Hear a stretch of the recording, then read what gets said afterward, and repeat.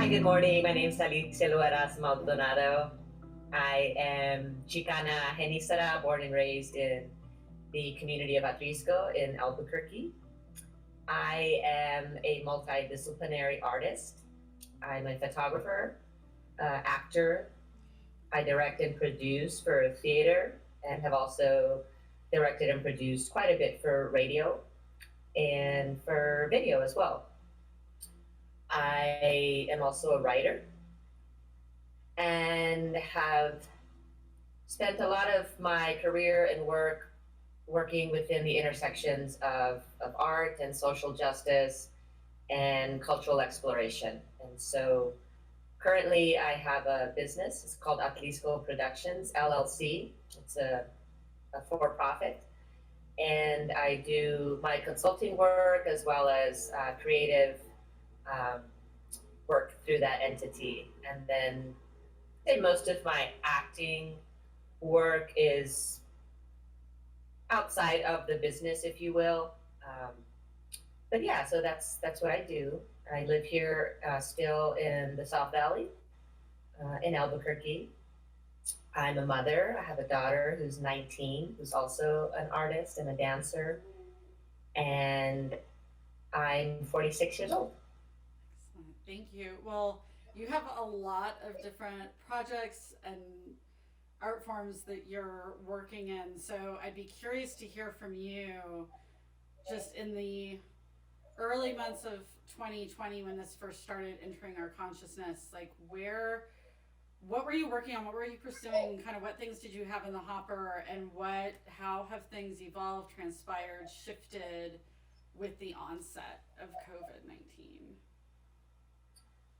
I went into this year working and performing in a play that Duke City Repertory was producing. It was called This is Modern Art. And we started rehearsals in January.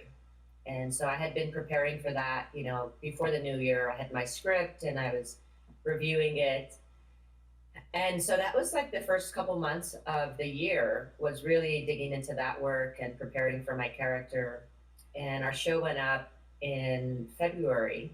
We had a 3-week run and it closed on, I want to say, the 8th of March. And we were able to do our full production.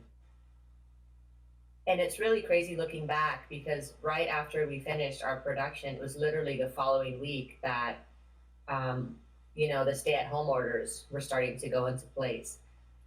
And so I was able to complete that, but it's really, in terms of looking ahead to other acting opportunities, whether it's for theater or I also, I'm a member of SAG-AFTRA and I have an agent and I do auditions for television and film.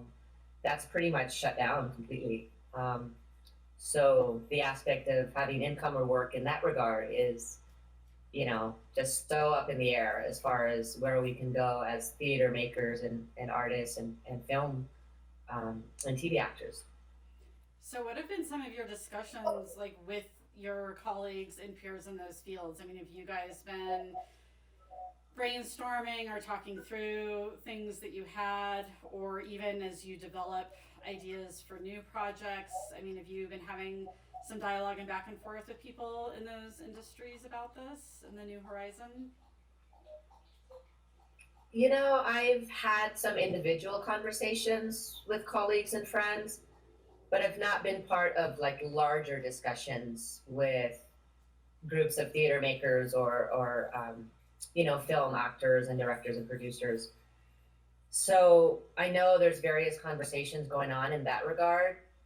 I think for me, one of the things that I had to lean into was thinking about, what other skills and opportunities do I have during this time if I'm not making, any income that way or the possibility of it. And so I've had to really look more towards the coaching and the consulting work that I do through my business as well. Um, and, really think about what can I sort of seed and lay down right now that then might prepare me and us for something else in a few months. And so that has taken the form of more writing, um, and one-on-one conversations with other artists who, yeah, I think we're all struggling to make sense of this time and how we can be of service and like continue to have a voice. Um, and I think particularly in times like this, it's in my opinion like the voice of artists that really help to capture what a community or a nation or even beyond a particular nation, what folks are feeling and experiencing. And so I've been doing a lot of thinking about what that might look like for myself and reading and looking for other opportunities.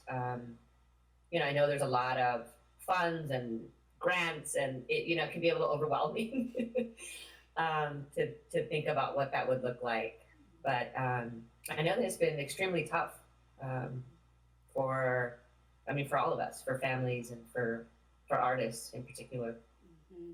And in one of the conversations I had, one of the things I'm asking people at the end of their interviews is if they have questions for their fellow artists, like something that they would be curious to hear about. And I know one of the individuals I spoke with was interested in terms of, like what are people doing in terms of pursuing or getting out there, or grants, or where they see themselves in that process, or how they fit into that, or what they're trying to garner from that. So are there things that you've been pursuing, or your art collectives and things have been trying to investigate and explore? Yeah, I definitely, this is something that I've been wanting to really pursue even pre COVID-19, but it just becomes even more clear during this time, is really doing more storytelling in community. And I've done projects in the past that really centered on telling our own stories, particularly with women and women of color. And it's been a few years since I have, called together a group of folks to write our stories and then produce a show. And so I'm really feeling that right now, and even talking to a few close friends, they're really feeling that. They're like, I really want to take some time to write, take some time to share, create some stories that that we can put out into the world, and into our communities. And so I am really thinking about what that might look like, what form that might take, and who knows how long this is going to last. So I was talking to a friend yesterday actually, and we're like, okay, so do we meet at a park and sit 6 feet apart in a circle and write together, for 40 minutes and then read back what we've written and then continue to do that? Or do we do it like this, in a virtual format? I think the most important thing is to just make the time for that. And so that's definitely one thing I would love to continue exploring what that might look like. And I love to do interviews as well. I have a background in that, and so my mind's been going about like, who do I want to interview? Who do I want to talk to? Who are the people that I'm really thinking about during this time? And I want to interview my father. I've been wanting to do that for a little while, and I'm like, I need to do it. I need to do it. I had a cousin who was recently diagnosed with prostate cancer, and I think, given the time that we're in, there's a real sense of mortality. And so he reached out and he was like, hey, can you come over and interview me and photograph my house and photograph? He's a welder and he does projects like that. And he's like, I want someone to document my life. I want to leave a legacy, not just like me being sick and, the work that I've done in life in terms of like a career. He goes, but I want to leave something. So And then I had an aunt who was like begging me to come over and she wants to talk, and she's in her 70s now. And so I think there's a real pull for like folks wanting to share their story and their legacy and what will they leave behind. So, yeah. I find it really interesting in this time where we're all supposed to be socially isolated that this like yearn and pull for connecting is stronger than ever. And we're also faced with like how our timetable is shifting as well. I mean, all these things you're touching on are like universally, what people are feeling, but then in our own specific, unique lives and life experience, what we do with that. And I think also what you're saying too, beyond just whatever we're confronting emotionally with the unique terms of this pandemic, that life has its own continuum regardless. Parents or your aunt aging and your cousin being ill, like that has its own continuum and it's beyond the pandemic. It has its own thing. So there's just a lot of processing, what do you think? What are the things that are really resonating for you right now beyond just like those themes, but just even I think about like the community and the fact like where we live, where you live, like your home. I don't know, are you connecting with it even in a different way, or just being here, weathering through this pandemic in our home and with your life and with the people that surround you in your heart? Like, how do you look at that for yourself in these times? I feel extremely grateful that, I am able to be in this time at home, and that I have a home, and where I live in the South Valley is a very beautiful place. I live right at the end of a street that's cornered by two acequias. And so, just being in a place that I feel deeply rooted in terms of community and my family having been here for as long as they have been. And so I've really been extremely grateful for that. And I live next door to my father. And, my mother passed, it'll be 10 years in July. And so my father lives by himself. And my daughter recently moved to Los Angeles, so I'm here at home, by myself. And so we check in with each other, and I've been really finding a lot of comfort, again, in my garden and in planting and in tending to my flowers and to all my plants. I have a ton of plants all over my house. It's a little ridiculous sometimes. And then I garden and I plant. And so I really recently wrote a blog post for a blog that's asked me to contribute some writing. And I wrote a piece called Staying Rooted in the Pandemic, which was really about like what's keeping me grounded and rooted during this time. And it was about planting my seeds and how important that is. And I have seeds that I've saved for many, many years that I replant every year that have come to me through various friends or family or seed trades.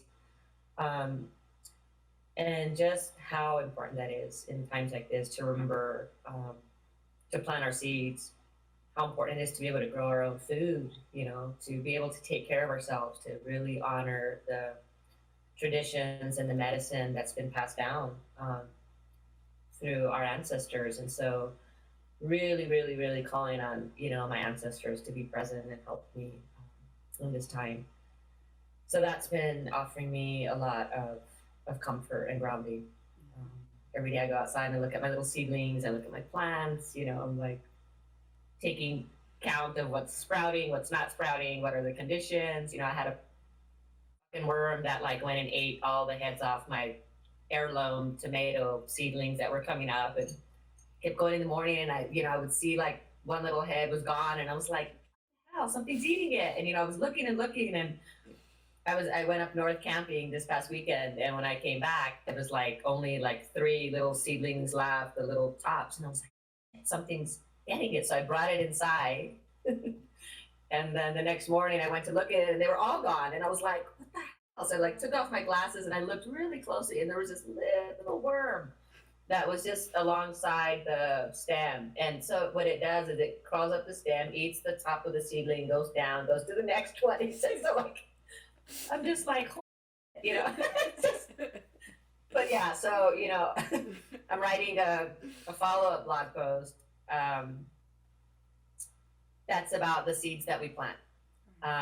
And so it can be literally the seeds we plant, like, are you planting corn? Are you planting tomatoes? Are you planting squash? And then it's also metaphorically, like, what seeds do we plant in our hearts and in ourselves? And so I'm working on that right now. That's amazing. Yeah. I love how, because I think the general feeling for so many people is just this feeling of being kind of untethered right now and just kind of adrift. And so I think these things like thinking about taking root and thinking about, connecting with where you are, it helps bring us back into that place where we can feel more centered. And so I think those words must be really helpful for all the people that are reading it. And I think also with that, I mean, I those are those universal feelings, I think, that people are craving and wanting, and they want to know about those things. Are there anything that you think might be, in terms of things you're already exploring? I think that this pandemic nurtures that, but is it bringing up new things that you haven't brought into your own work before that does feel like, is it providing any kind of inspiration in a way that themes you haven't explored with your work up till now? I think one of the things that it's really pushing me to think about is really honoring my own voice and sharing that authentically. That's always been probably the most vulnerable place to be and one of the hardest things to do.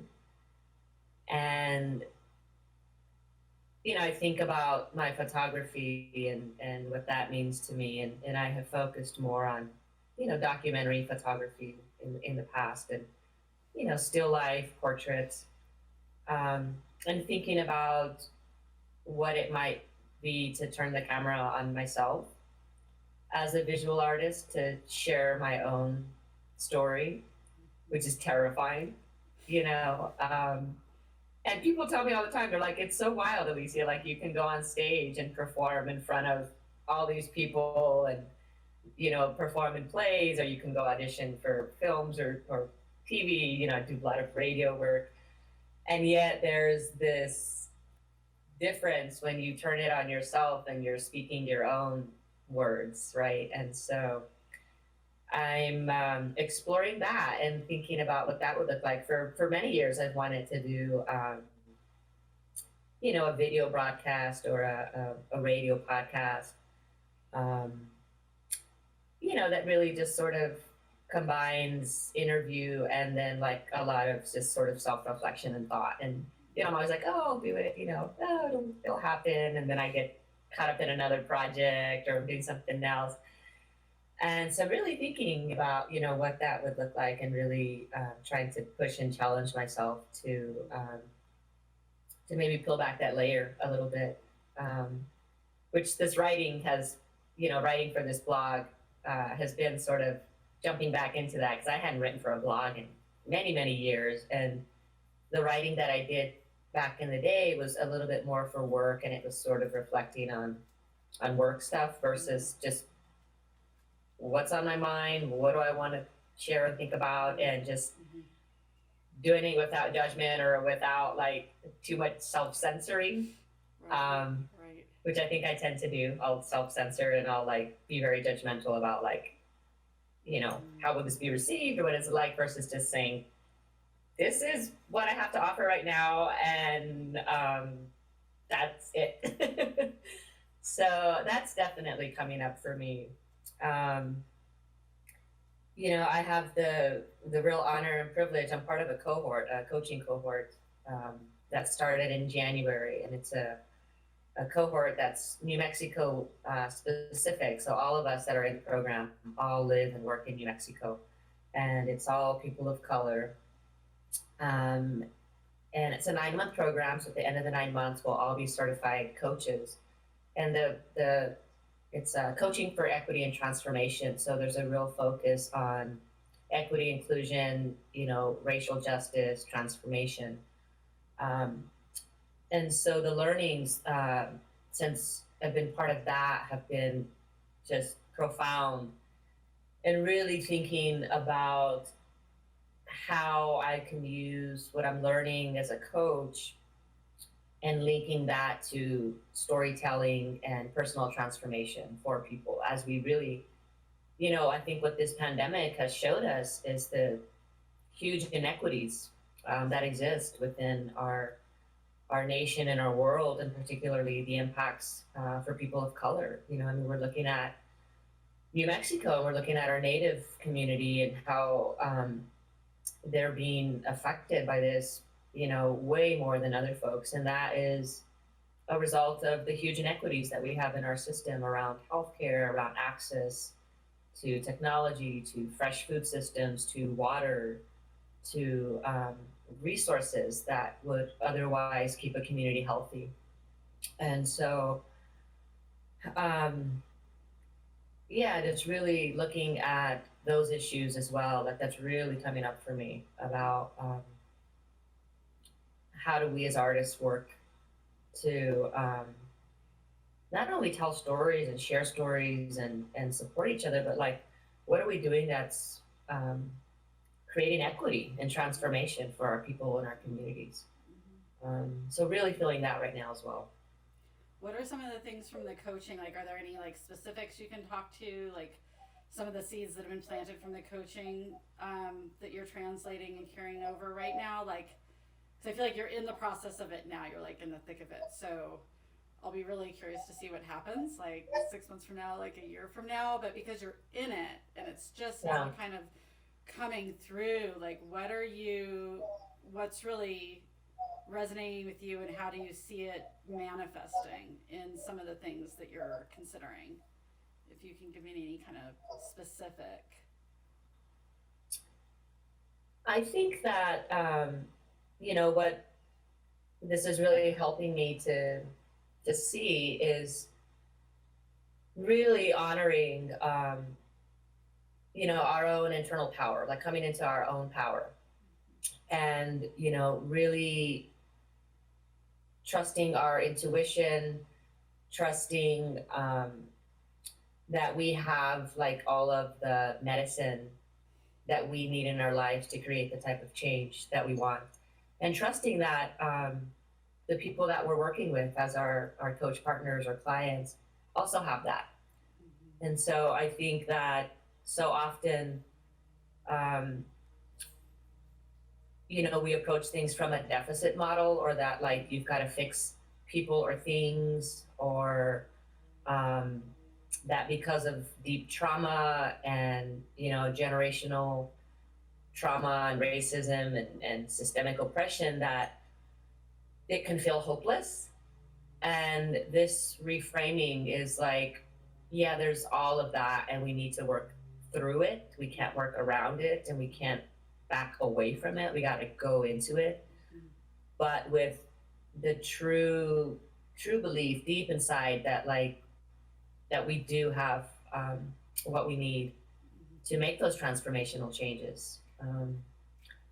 And so that's been something for me that allows me to have more hope, because it can feel like, oh my God, like where do you even start, Right. And with the coaching, the first thing is just to listen. Just listening. You know, you don't have the answers. You don't have to tell someone what to do. You don't have to um, have any expected outcomes. You just listen. Um, and so that's been really profound for me. Yeah. That's amazing. Well, I think also this time, I feel like so much of there aren't answers and we just have questions, you know? And so I think it's like being really honest with how we feel about the questions and what the questions like bring up inside of us too, will be it like any anxiety or feeling of hopelessness or whatever it may be. Those questions are really important. And I do think it's a time of turning inward. So the fact that like the very nature of what you're doing with the coaching is like looking at power of self and what's inside and what we have to offer is really important, because as far as how we can engage outwardly feels kind of limited. So it is like recognizing what's in here and that's our starting point is really profound. Mm-hmm. More so right now, probably, or that people can tap into it right now, maybe in a different way than they would otherwise. What does your, I love that you have a garden and that you're planting. What does your day to day look like now in the pandemic, like as opposed to maybe before? And how are you, you know, integrating some of these things you're going through mentally and emotionally and these enlightenments? How are they showing themselves just even in the day to day physical existence? Well, you know, it's my daughter had just moved to Los Angeles about 4 weeks before the stay-at-home orders and the like total lockdown of California. And I was still processing living alone without her. So like that was like it's been a huge thing, right? Because I was trying to figure that out, and then there she was, and then all of a sudden it was like, oh shoot.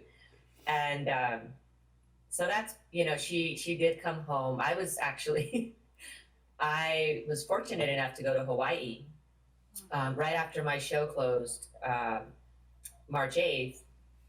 I flew out to Hawaii for a week with for a yoga retreat in Kauai, and it was like such a dream come true. And I went out there as part of like the organizing team to help with the retreats, and I was also able to be there and participate. But so it was like we were in this bubble because we were out there and things hadn't really hit in Hawaii. But I was talking to my daughter every day, and she's like, "Oh my God, Mom, like this is really happening." So when we got back to the States, one, we were very fortunate that we were able to leave Hawaii. I think the day we flew out of Hawaii, like that afternoon, they closed down travel from Hawaii back anywhere. So we barely made it back home. So I came home and, you know, was immediately checking in with my daughter to see how she was doing. And we talked, and she decided to come home. So she came home for 3 weeks. She drove back home, and those 3 weeks were just such a gift for us to be home in, you know, self quarantine and, you know, stay at home orders together and really just have that time together. She went back to LA. It'll be, I think, 2 weeks because she's missing her boyfriend, and was just like, I got to go back and just figure it out. So she's been gone, and you know, as far as like my day to day, I work from home. I've worked from home for the last 7 years. After my divorce and my husband moved out, I ended up letting go of my office space and just working from home. So that hasn't changed much for me. I think the bigger piece is that, you know, because I do work from home and by myself generally, I'm able to go out, you know, after the end of a work day or during the day and, you know, do a meeting, you know, in a coffee shop or go different places and have my social time. And so that's all gone, obviously. And so there is a real sense of isolation around like I work from home anyway, by myself all day at home anyway. And then now it's like, oh yeah, and you're gonna stay home by yourself anyway now. So, so that piece hasn't changed. I think that I'm trying to really provide more structure for myself during the days because, you know, work has eased up and I could just be like outside, you know, trying to make busy work for myself, pulling weeds or checking on my garden or like, you know, washing clothes, washing the dishes, picking off lint from the carpet. I mean, like, you know, anything to distract myself from like work. So I'm trying to be very disciplined about that. Before, you know, the stay-at-home orders and the pandemic, I was already doing quite a bit of meetings by Zoom. Anyhow, for my coaching program, we would do our every week. We would have a Zoom call with our coach trainers and our cohort members. So that was going on, and another contract that I have, my two team leads, directors, they're in New York, and so we would do our weekly staff meetings via Zoom. So I was pretty familiar with the Zoom platform and doing that. Of course, that's, you know, increased tenfold. So, so yeah, lots of online Zoom meetings every day. Trying to carve out some time to write, and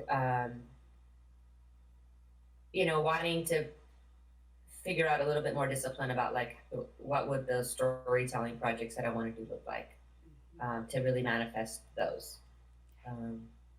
But yeah, I mean, it's, you know, it's getting up, feeding my dog, feeding my cat, letting them out, making my coffee, cooking something, zooming, and checking on my seedlings at least 20 times a day to, you know, see how they're doing. We have this like group of friends that we've created this, you know, we check in through WhatsApp or through text, and so we do movie nights. And so one of the friends created this voting system. So like everyone texts in the movie they want, and then everyone votes, and then we all start watching at the same time. And then we sit there and we text each other, WhatsApp each other during the movie, you know. Right. So that's fun. Right. Trying to be disciplined about working out and doing my yoga practice, and that's really difficult. I've done a couple of classes via Zoom, and yeah, and then I'm trying to get into it. And I dance a lot. I'm a dancer and a drummer, and my African dance teacher keeps sharing all these African dance classes that we can do online, and I still have yet to do one because I'm just like, I don't know yet. So definitely not moving as much, although I'm considering all the yard work I'm doing as my form of exercise right now, so that counts for something. Right. But yeah, I mean, that's kind of my day, you know. It's yeah, there it is right there. Nothing too exciting. But it's interesting because all the artists I've talked to, I mean, artists just by what they do, whatever their practice is, or if they're working from home or a studio, everyone has kind of developed their own discipline, and I do feel that artists are really malleable, and everyone's always trying to, you know, hustle and recalibrate like with where they're at. So in some ways, I feel like the creatives or the artists probably had some more training to endure, you know, these unique circumstances, maybe more so than others. Just out of the people I've been talking to, and just the resourcefulness and the resilience of all of the artists is really amazing. Is there anything? I want to look to my questions here. So aside from the movement, though, I mean, is there anything else that's really been a struggle, like the hardest part of this for you, would you say? I think that, you know, I suffer from depression. I have since I was a teen. And, you know, I've been on medication throughout the years and done therapy. And I think that, like, last week I hit like a real bump where I was just down, like all day down. And I didn't want to get out of bed. You know, I'm just lying in bed. I was like, oh my God, I don't want to get out of bed. So that's been a challenge, is managing my depression and my mental health. Um, I was talking to my daughter on the phone 2 days ago. She called me, she FaceTimed me, and we lost her father, my ex-husband, back in um, October, and so that's been a relatively recent loss and a big loss, And she was just feeling really down, and she was crying. She called me, and I just needed someone to talk to, and I was telling her, I was like, well, I had a really hard time last week, I was just really depressed. I said, and I'll do better this week. I said, I just have to get up in the morning, wash my face, brush my teeth, put on some clothes, put on some earrings and lipstick, if you will, and just fake it until until you're just feeling better. I said, and she's like, yeah, I feel you. And people say that all the time, right? Fake it till you make it, and there is some truth in that. And then there's also like, okay, what do you really need to do?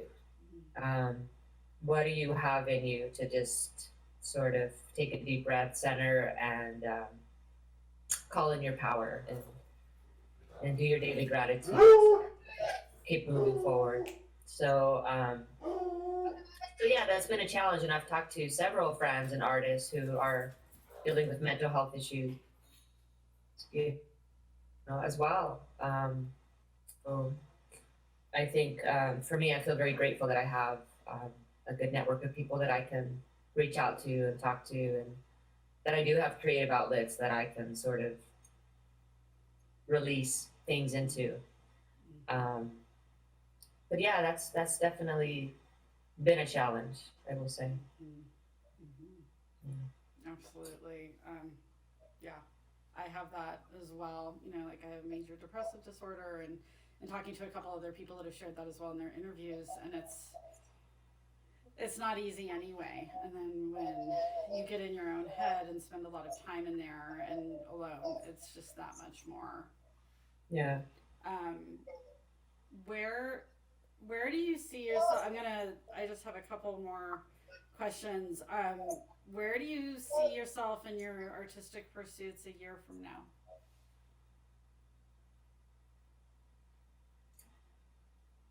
I would like to have really sunk into my writing and storytelling, and have produced some work around that, whether it's a theater production or maybe a short film. Because I think often of the stories that I see, particularly in Hollywood or mainstream media, and I don't see myself represented in those stories very often. And so I think there's a huge gap in the narrative um, around Chicana women from a place like New Mexico. And so I would love to see more of that. And if I can help play a role in that, that would be really awesome and amazing. So, challenging myself to write more so that I can share those stories more. Um, and I really feel like when I look at the work that I'm doing and have done, um, I sense that that's where I'll find my greatest sense of peace, joy, and success is in um, writing and sharing my own story. And there's extreme satisfaction and gratitude for being able to perform and tell other people's stories as an actor, as a character, and embody that and share that. And it's so powerful. And I've learned so much about myself and others. But I really want to challenge myself to tell my own story more, and to go there and feel all the feels, the vulnerability, the hurt, the pain, the the joy, all of that it brings and the challenges, and just go into it. And so in a year, I'd love to be able to have produced some original works. Love that. I love that. So I guess the last thing is I'm just asking everyone too if there's anything they'd like for me to ask your fellow artists. Is there anything that you'd like to hear from them at this time? Any questions you think are important to be asking people?